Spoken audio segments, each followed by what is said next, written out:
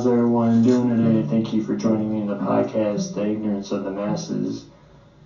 Today I will be discussing a topic from the book, The Ombrous Ideum and the Shadow of Memory, and the Era Ideas by G. Bruno. In classical antiquity, Pyagria. Now notice that word Pyagria, that's a key word here. Because in this word, Pyagia, you also have a root word like pyro. You also have pyre and Cairo, which is also to be known as Chiro.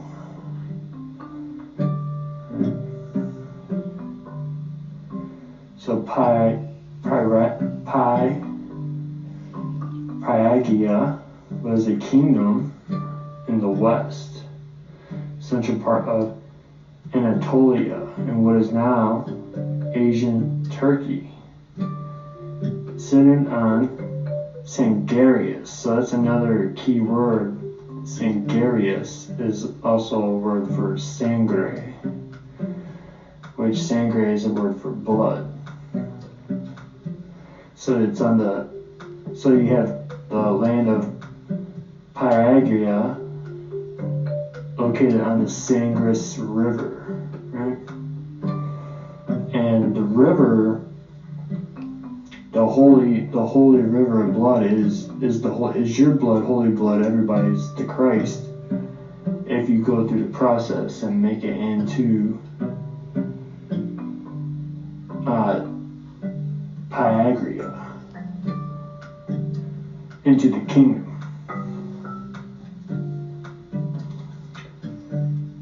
After its conquest, it became a region of the great empires of the time. Like I mentioned, also the word Sangrius is sangre. In the Bible, you have pyre mentioned in Isaiah 30:33. And it reads, Tobit has been ready for the king for a long time now. Its funeral pyre is deep and wide, with plenty of fire and wood. The breath of the Lord, like a torrent of brimstone, kindles it. So it also has to do with prana. It's also a similar word. And what kindles the fire is prana, is breath. There's a river in Pyagria called Gallus. Notice how it sounds like Galilee. Roman cog, noun meaning rooster. Cognomen meaning rooster in Latin. It could also refer to a person from Gaul, Latin Gallia.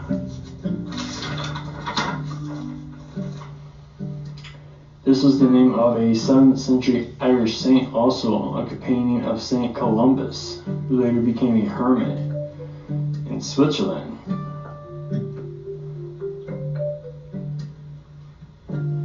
And in the Bible, there is 13 instances of the word rooster mentioned in the Bible. In Job 38:36, who has put wisdom in its ibis, or who has given understanding to the rooster, right? And the ibis is the iris, the ibis. You also have this mentioned in Proverbs 30:31. A strutting rooster, a goat, and a king at the head of his army. And if you're familiar with the tales of the Mahabharata speaks often of an army, and the army is the individual struggle within the self is the army that's lined up. The third instance is in Matthew 26:34. I assure you, Jesus said to him, tonight before the rooster crows, you will deny me 3 times.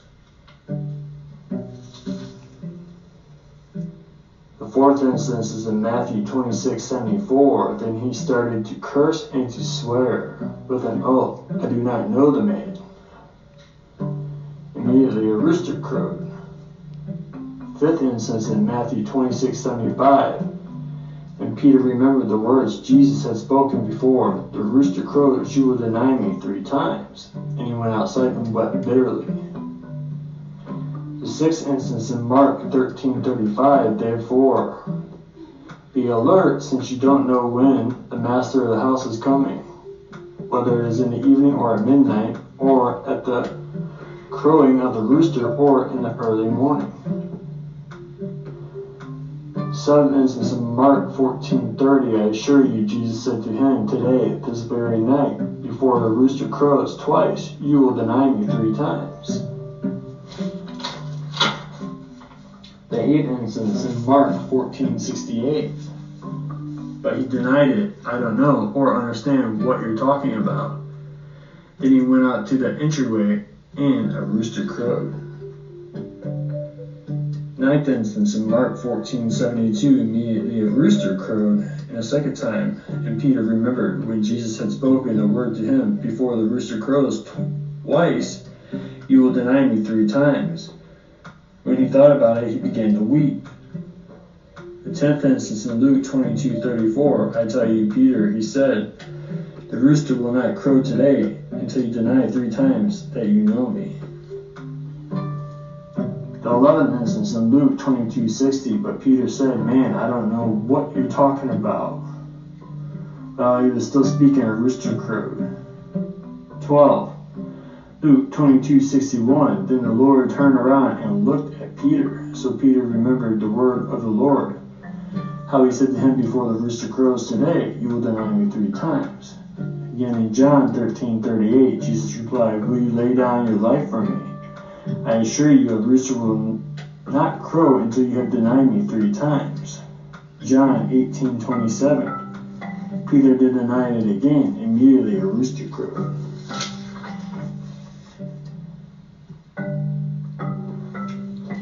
So I go on to page 6. I'm just touching on this slightly because this is another heavy-handed subject. I'm going to be delving into this topic a little bit more. For the sake of publishing something on my podcast for today as well, I'm going to be delving into this a little bit further along with the other topic that I mentioned in the previous podcast. But on page 6 in the Umbris Idea Room, and the shadow ideas in the art of memory, Midas, King Midas, and Midas touch. The most famous King Midas is popularly remembered in Greek mythology for his ability to turn everything he touched into gold. This came to be called the Golden Touch or Midas Touch.